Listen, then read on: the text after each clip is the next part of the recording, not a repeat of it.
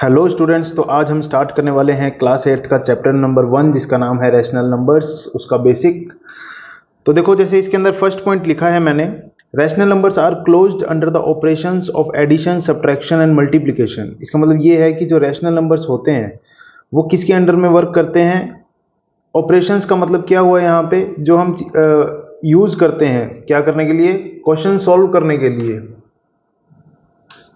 जैसे addition, subtraction या फिर मल्टीप्लिकेशन।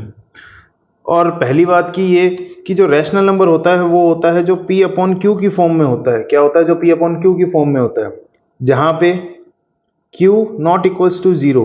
मतलब जो q की वैल्यू है वो कभी भी जीरो नहीं होगी। मतलब 3/4 ये एक रैशनल नंबर है। यहाँ पे 4 क्या है? q, और p क्या है? 3।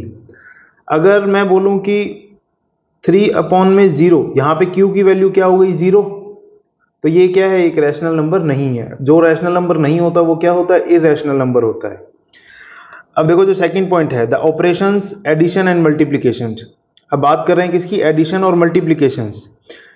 उसके अंदर कम्यूटेटिव और एसोसिएटिव प्रॉपर्टी का यूज होता है। कम्यूटेटिव प्रॉपर्टी का मतलब क्या हुआ कि अगर हम बात करें एडिशन की, तो a प्लस बी और b प्लस ए, ये दोनों चीज क्या होगी? आंसर सेम आएगा। अगर हम एक एग्जांपल लें कि 2 प्लस 3 वो इक्वल होगा किसके? 3 प्लस 2 के, क्योंकि दोनों का जो आंसर आएगा वो क्या आएगा? 5 आएगा। ऐसे ही कम्यूटेटिव प्रॉपर्टी के यूज हम मल्टीप्लिकेशन के अंडर भी करते हैं, जैसे कि a into b is equals to b into a, मतलब 2 into 3 is equals to 3 into 2, और दोनों का आंसर क्या आएगा यहाँ पे? 2 3 जा 6 एंड 3 2 जा 6। ऐसे ही अगर हम बात करें एसोसिएटिव प्रॉपर्टी का, तो इसके अंदर हमारे पास में यहाँ पे दो टर्म्स थी। अगर हमारे पास में दो या दो से ज्यादा टर्म्स, दो टर्म्स से ज्यादा टर्म्स हैं, जैसे कि a प्लस बी प्लस सी, जो इसका आंसर होगा वो सेम आएगा किसके? a प्लस बी प्लस सी के। यहाँ पे पहले ब्रैकेट में क्या था? b प्लस सी, अब ब्रैकेट में क्या है? a plus b. जैसे कि 2 plus 3 plus 2 is equals to 2 plus 3 plus 2। समझ पा रहे हो बात को कि 3 प्लस 2 भी क्या होता है? 5, 5 प्लस 2 7, और 2 प्लस 3 5, 5 प्लस 2 7। ऐसे ही अगर हम बात करें मल्टीप्लिकेशन की, कि 3 इंटू 2 इंटू 5, यहाँ पे मैं पहले ये ब्रैकेट में ले लेता हूँ, इज इक्वल्स टू 3 इंटू 2 ये ब्रैकेट में मल्टीप्लाई बाय 5, 2 5 जा 10, 10 3 जा 30, ओके, एंड 3 2 जा 6, 6 5 जा 30। तो इन दोनों का आंसर भी क्या आ रहा है? 30 आ रहा है। ये तुम्हारी होती है एसोसिएटिव प्रॉपर्टी, ठीक है। अब हम बात करते हैं थर्ड पॉइंट की, the rational numbers zero. The rational number zero is the additive identity for rational number. कि जो रैशनल नंबर जीरो है वो क्या है? एक एडिटिव आइडेंटिटी है किसके लिए? रैशनल नंबर्स के लिए। जैसे आगे हम समझते हैं इसके बारे में। The rational number 1 is the multiplicative identity for rational numbers. कि जो रैशनल नंबर 1 है वो मल्टीप्लिकेटिव आइडेंटिटी है किसके लिए? रैशनल नंबर्स के लिए। इसके बारे में हम पढ़ते हैं, देखो। The additive inverse of the rational number a upon b is a upon b and vice versa. अगर हमारे पास में कोई 4 अपॉन में 3 है तो उसका एडिटिव इनवर्स क्या होगा? 4 अपॉन 3 ही होगा। और अगर हम बात करें द रेसिप्रोकल और मल्टीप्लिकेटिव इनवर्स, यहाँ पे जो हमने मल्टीप्लिकेटिव की बात करी थी, ये मल्टीप्लिकेटिव की बात करी थी, यहाँ पे एडिटिव की बात करी थी। भाई एडिटिव है जो, उसका हमने क्या पढ़ा? फिर एडिटिव इनवर्स पढ़ा। अब हम ये देखो, एडिटिव इनवर्स पढ़ा। अब हम बात कर रहे हैं मल्टीप्लिकेटिव की। अब हम इसका क्या पढ़ रहे हैं? Multiplicative inverse. इसका मतलब क्या हुआ? रेसिप्रोकल हुआ नंबर का।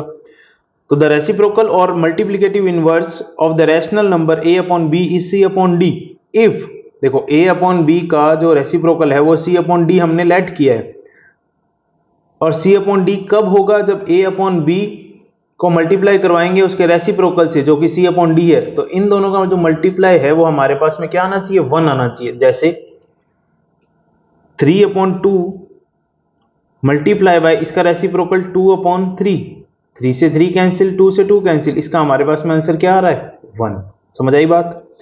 नेक्स्ट प्रॉपर्टी हम पढ़ते हैं, डिस्ट्रीब्यूटिविटी ऑफ रैशनल नंबर्स। अब हम किसके बारे में पढ़ेंगे? डिस्ट्रीब्यूटिविटी के बारे में। किसके? रैशनल नंबर्स के।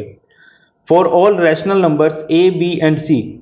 मान लो हमने कोई 3 रैशनल नंबर लिए a b और c, जहां पे a plus b c, a multiply b plus c is equal to a का मल्टीप्लाई बी से तो ए बी, और प्लस ए का मल्टीप्लाई सी से तो ए सी, ए बी प्लस ए सी। और ऐसा ही जब हम सब्ट्रैक्शन में पढ़ते हैं, a multiply b minus c is equals to a b, a into b a b minus a into c a c. अब हम पढ़ते हैं rational numbers can be represented on a number line, कि जितने भी रैशनल नंबर्स हैं उसको हम कहाँ पे शो कर सकते हैं, नंबर लाइन पे रिप्रेजेंट कर सकते हैं या शो कर सकते हैं।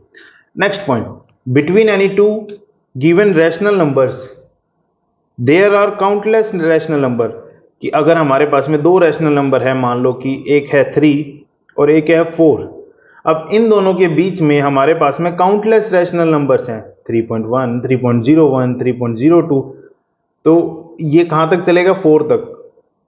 इन दोनों के बीच में काउंटलेस रैशनल नंबर्स हम फाइंड कर सकते हैं। Okay, now let we go to the next page.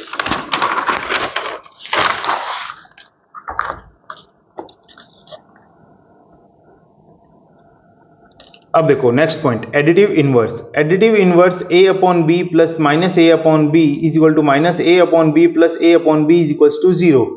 देखो मैं समझाता हूं, अगर हमने एक टर्म ली, एक रैशनल नंबर लिया 4/3, ठीक है, इसका जो एडिटिव इनवर्स है वो हम क्या लेंगे, -3/4, सॉरी -4/3।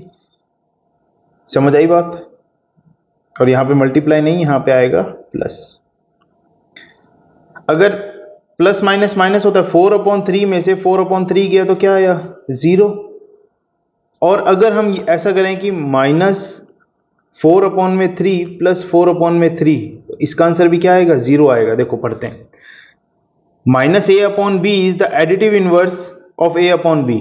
a/b का जो एडिटिव इनवर्स है वो क्या है, -a/b, and a/b is the additive inverse of -a/b।